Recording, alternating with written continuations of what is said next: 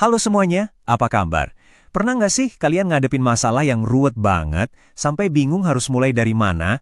Nah, hari ini kita akan bedah sebuah kerangka kerja yang super ampuh buat ngatasin tantangan kayak gitu. Namanya Design Thinking. Udah siap? Yuk kita bedah bareng-bareng. Zaman sekarang kan semuanya serba cepat ya. Tantangan yang kita hadapi itu sering banget terasa kayak benang kusut, saling terkait dan bikin pusing. Mau itu pas kita lagi bangun bisnis, ngembangin teknologi baru, atau bahkan yang ampun ngatur hidup sehari-hari aja, kadang nyari solusi yang pas itu rasanya kayak nggak mungkin. Nah, coba deh lihat gambar ini. Ini benar-benar ngegambarin realita inovasi yang sebenarnya. Prosesnya itu bukan jalan lurus yang mulus. Justru sebaliknya, ini adalah perjalanan yang penuh lika-liku, penuh pertanyaan, uji coba, banting setir, dan belajar terus-terusan. Kelihatannya emang berantakan, tapi percaya deh, disinilah keajaibannya terjadi. Ini dia pertanyaan besarnya kan, di tengah dunia yang serba nggak pasti ini, gimana caranya kita nemuin titik terang di tengah kekacauan? Dan, yang paling penting, gimana caranya kita membangun sesuatu yang beneran dibutuhin sama orang lain? Pertanyaan inilah yang bakal kita jawab. Dan jawabannya ternyata ada di pergeseran fokus. Bukan lagi soal produknya, bukan lagi soal teknologinya, tapi soal manusia. Nah, inilah jantungnya design thinking. Sebuah pendekatan yang benar-benar menempatkan manusia sebagai pusat dari segalanya.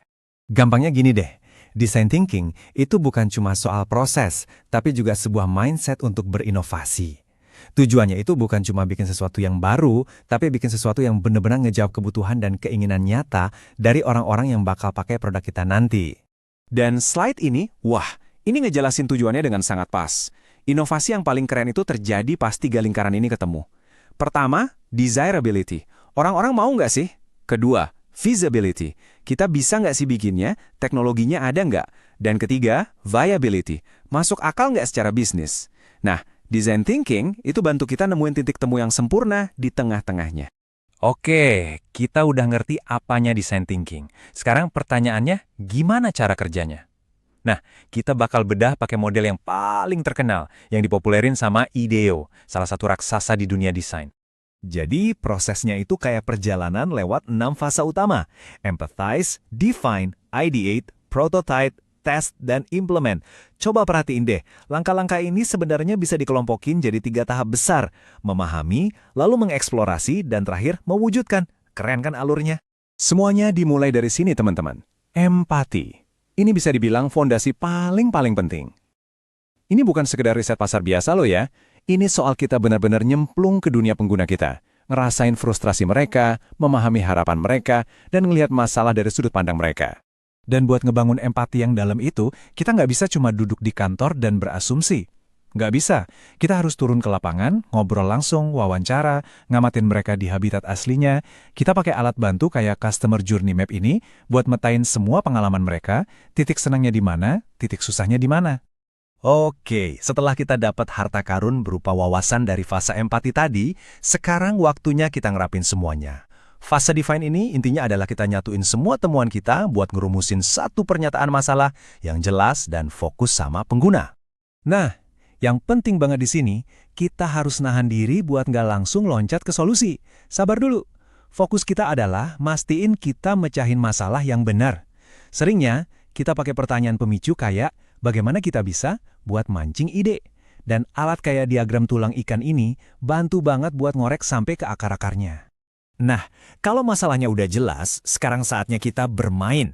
Fase ideate ini adalah sesi brainstorming di mana nggak ada ide yang salah atau jelek. Tujuannya cuma satu, keluarin ide sebanyak-banyaknya. Kuantitas dulu, baru kualitas belakangan.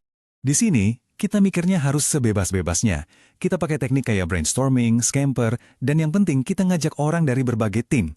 Kenapa? Biar idenya beragam dan kita bisa nemuin solusi-solusi ajaib yang mungkin nggak kepikiran kalau kerja sendirian. Oke, ide udah banyak. Sekarang, gimana caranya biar ide itu nggak cuma ngawang-ngawang? Ya kita bikin jadi nyata. Fase prototype ini adalah saatnya kita bikin versi simple dan murah dari solusi kita. Ingat ya, ini bukan produk jadi. Ini cuma alat buat kita belajar dan ngetes asumsi. Prototipe itu bisa macam-macam banget bentuknya. Bisa cuma sketsa di kertas, model dari kardus, atau mockup digital yang bisa diklik-klik. Kuncinya cuma satu, bikinnya harus cepat dan murah. Biar apa? Biar kita bisa belajar, bahkan gagal, dengan cepat tanpa buang-buang duit dan waktu. Prototip udah jadi, terus kita ngapain? Ya kita balik lagi ke hakim tertinggi kita, si pengguna. Di fase tes ini, kita bukan lagi presentasi. Kita ngamatin, kita kasih prototipnya ke tangan mereka. Terus kita dengerin, kita liatin. Apa sih yang bikin mereka senyum? Di bagian mana mereka kelihatan bingung? Feedback jujur kayak gini nih, yang harganya nggak ternilai. Dan akhirnya setelah kita bolak-balik, dapat masukan, perbaikin lagi, tes lagi, kita sampai di fase implement.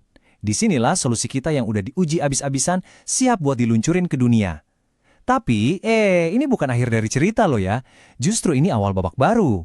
Kita terus ukur hasilnya, belajar dari data, dan selalu cari cara buat bikin solusi kita jadi lebih baik lagi. Oke, model dari IDEO tadi kan kelihatannya lurus-lurus aja ya, linear gitu. Tapi cara mikir di baliknya tuh sebenarnya nggak selurus itu. Coba deh kita lihat cara lain buat ngebayangin alur kerjanya. Lewat konsep yang namanya diverge dan converge. Coba perhatiin model double diamond yang di sebelah kanan. Keren kan? Ini nunjukin ritme prosesnya dengan sangat jelas. Pertama, kita diverge, kita melebar, buat ngeksplorasi masalahnya seluas-luasnya. Terus, kita converge, kita ngerucut, buat nentuin satu masalah inti. Abis itu, kita diverge lagi, melebar lagi, buat nyari solusi sebanyak-banyaknya. Dan terakhir, kita converge lagi, buat milih satu solusi terbaik yang mau kita eksekusi. Oke, sebagai rangkuman nih, kita lihat yuk beberapa senjata yang bisa kalian pakai dalam perjalanan design thinking. Anggap aja ini kayak toolkit inovasi pribadi kalian. Kayak yang bisa kita lihat di sini, tiap fase itu ada alat-alat bantunya sendiri. Pas lagi empathize, kita bisa pakai empathy maps buat bener-bener masuk ke kepala dan hati pengguna. Pas lagi ideate, sesi brainstorming atau mind mapping bisa jadi pemicu kreativitas yang dahsyat. Nah, pas tes, alat kayak A/B testing bantu kita ngambil keputusan yang berdasarkan data, bukan asumsi. Ini semua perkakas andalan kalian. Kutipan dari Tim Brown ini, salah satu pentolan di IDEO, benar-benar ngerangkum semuanya dengan sempurna. Intinya adalah soal menyeimbangkan 3 hal. Apa yang dibutuhin manusia, apa yang mungkin secara teknologi, dan apa yang masuk akal secara bisnis. Jadi, sekarang kalian udah punya petanya, punya kerangka kerjanya. Sebuah kompas buat ngelewatin masalah yang rumit dan nyiptain solusi yang benar-benar berarti.